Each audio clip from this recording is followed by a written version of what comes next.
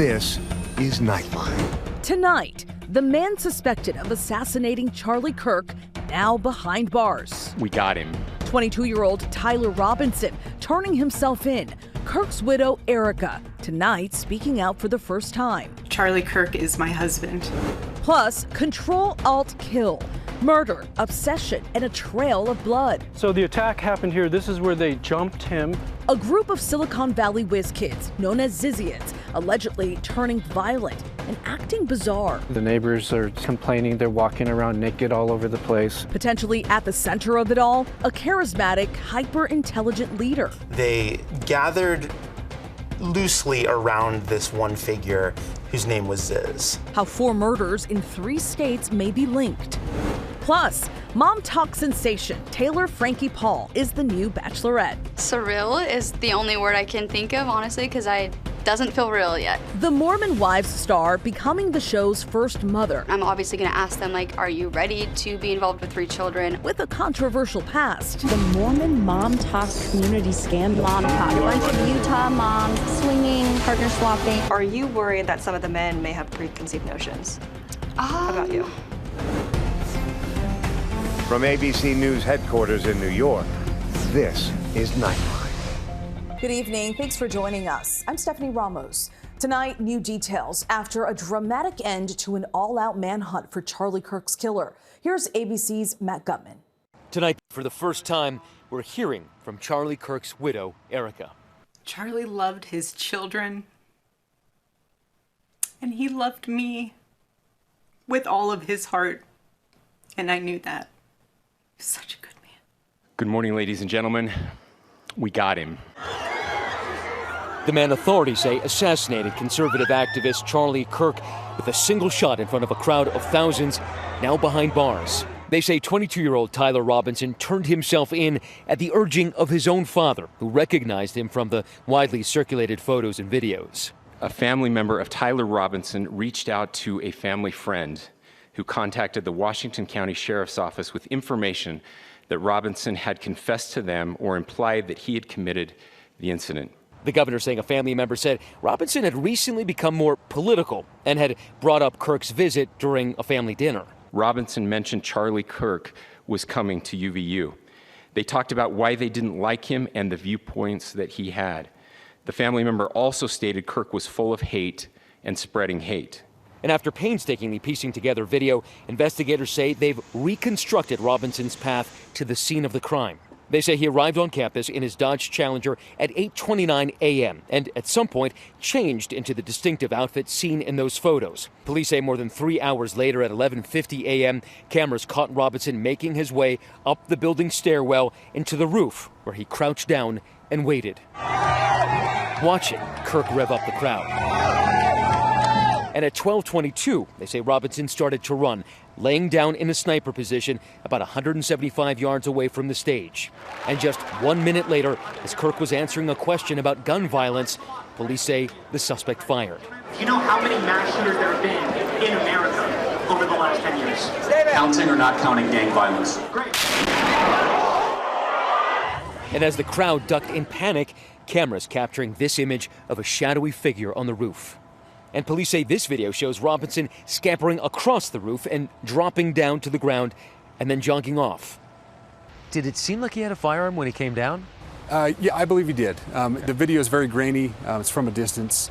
But yes, we absolutely believe he had the firearm when he jumped off that building.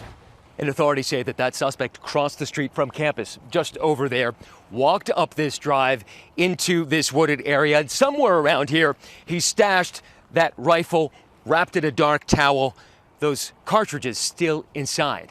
The governor today saying there were messages inscribed on the bullet casings. I will leave that up to you to interpret what those engravings mean. I think the clearest one that says "Catch Fascist," I think that speaks for itself. Authorities also alleging Robinson shared details about the shooting in messages to his roommate. The messages also refer to engraving bullets and a mention of a scope and the rifle being unique. Our thanks to Matt. We will, of course, continue to follow this story on all ABC platforms. We turn now to a disturbing mystery surrounding a group of Silicon Valley dropouts in jail in 3 states. The trail of blood, authorities say, connects the so-called Zizians. Here again is ABC's Matt Gutman. Murder, obsession, and a trail of blood. A group of Silicon Valley whiz kids gone wrong. Why are people dead? I can understand why someone would be scared. Stabbing, single victim. We still have a pulse on him. I immediately knew this was not a normal homicide. Potentially at the center of it all, a charismatic, hyper-intelligent leader who authorities say may have taken followers on a journey of mania and murder across the country. They gathered loosely around this one figure whose name was Ziz. We tracked down the evidence, the people, the places, how 4 murders in 3 different states may expose a web of connections, potentially linking all the suspects together. These are dangerous people. This appears to be a group of people with the capability and willingness to kill. For Carl Lind, this land now feels haunted. Haunted by memories, haunted by mayhem, haunted by murder. We're sitting in your father's yard, where he spent a lot of time. When was the last time that you were here? Last time we were here was about 3 weeks before he was killed. That was the last time I saw him alive. And I want to show you something that's... This is the place Carl's father Curtis had owned for decades. It's also the place authorities believe was the beginning of a series of violent attacks coast to coast. This place, he wasn't going to leave anybody here. He wanted to be the last one to be here. You know, these people, he wasn't going to let them take the place over. The them Carl is talking about, it's a group of young people that his dad had offered to live on his property, renting space back before the pandemic. A group that some have called Zizians. Those were his friends, as far as he thought. Members of the group included a former NASA intern, a former Google engineer, and a National Merit Scholar.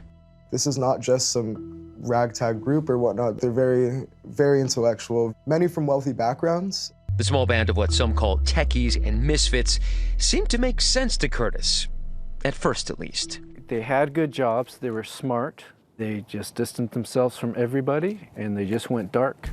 They went dark, and things got darker and weirder. Something Carl says he experienced himself during a trip to visit his dad.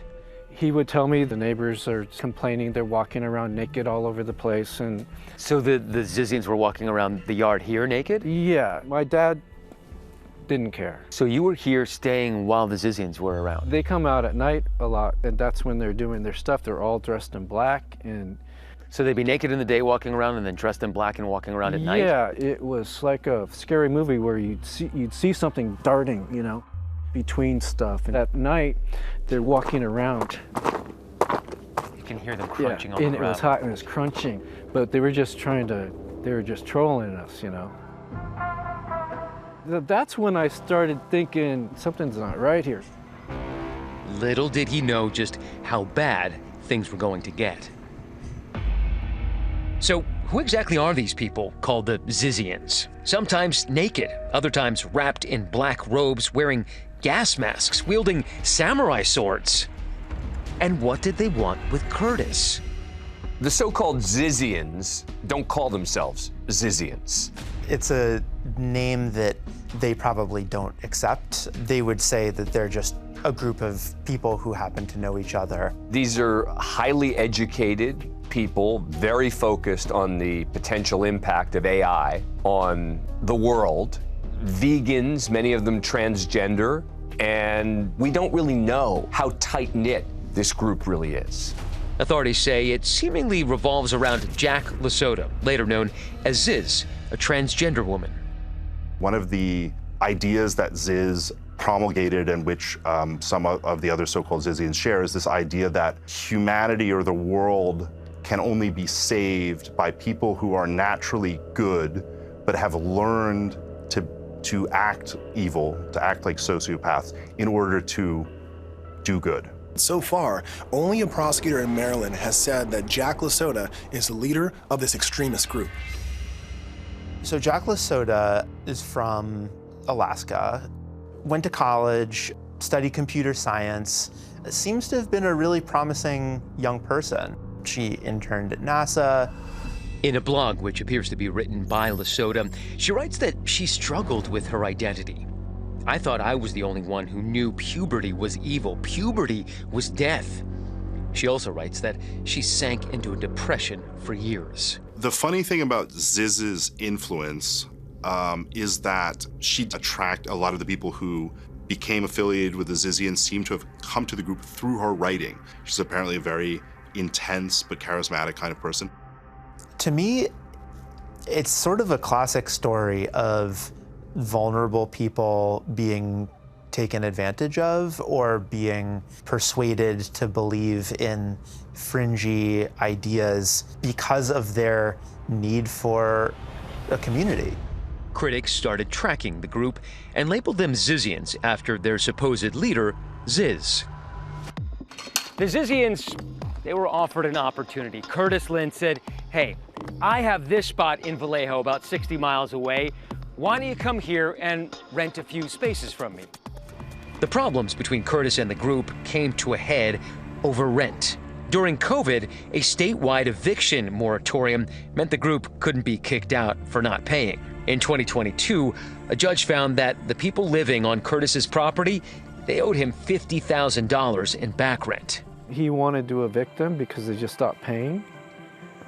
They got real nasty. 80-year-old Curtis did arm himself with a gun, a decision that might ultimately have saved his life, but took another life.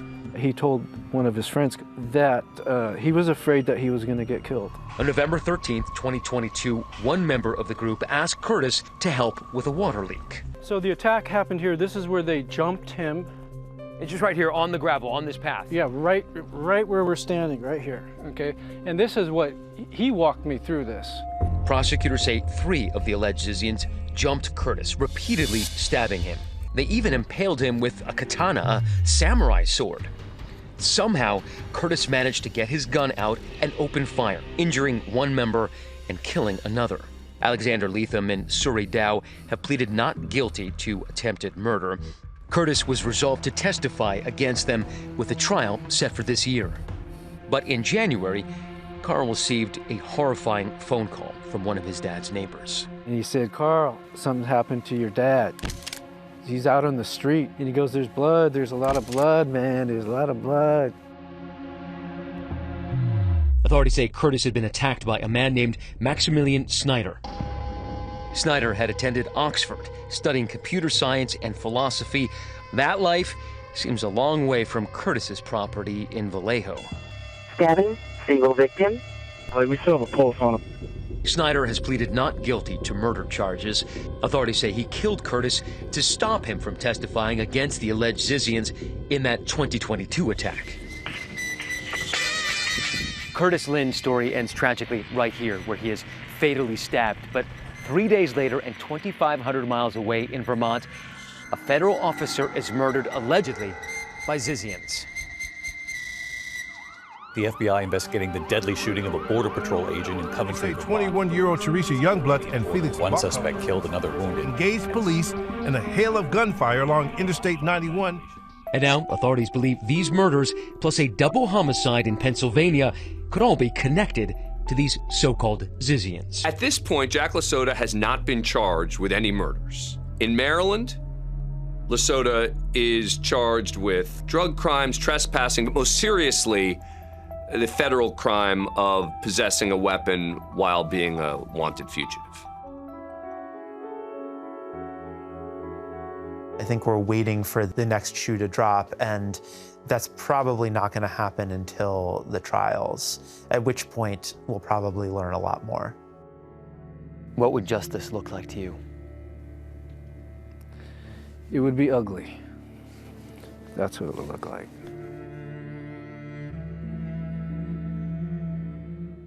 Our thanks again to Matt. For much more, watch Impact by Nightline, Ctrl Alt Kill, now streaming on Disney Plus and Hulu. Up next, we're one-on-one with ABC's newest bachelorette, Taylor Frankie Paul. What the secret lives of Mormon wives star with a controversial past says is something she's always wanted to do.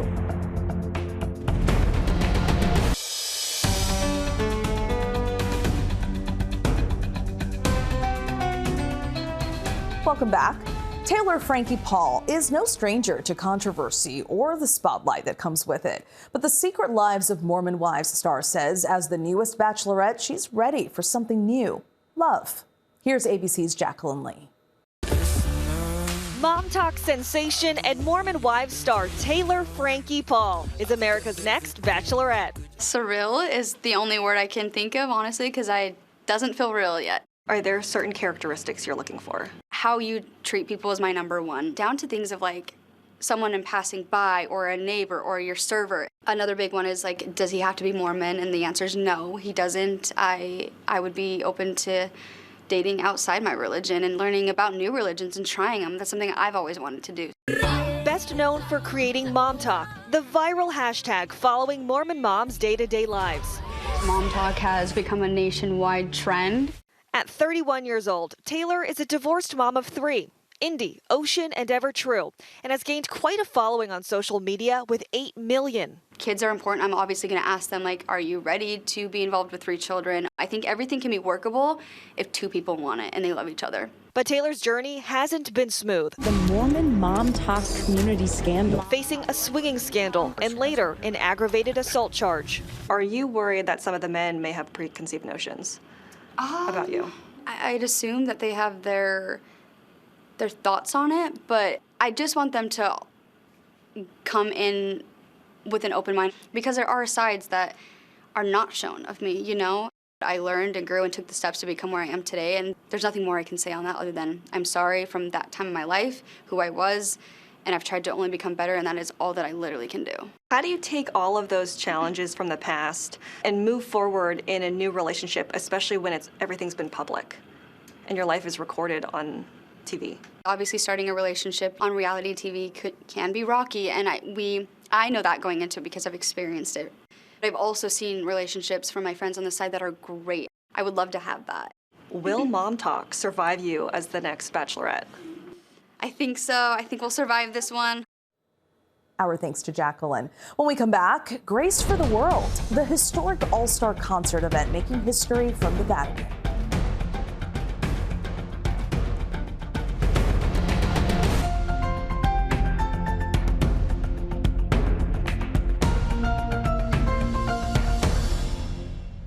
Finally tonight, in this tumultuous week, a different kind of history being made at the Vatican.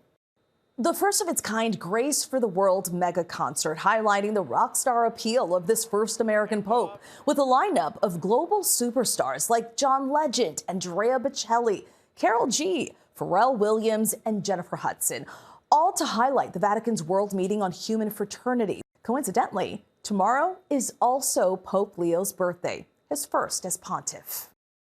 Grace for the World will stream live on Disney Plus, Hulu, and ABC News Live. That's Nightline. See you right back here Monday. Thanks for staying up with us. Good night, America.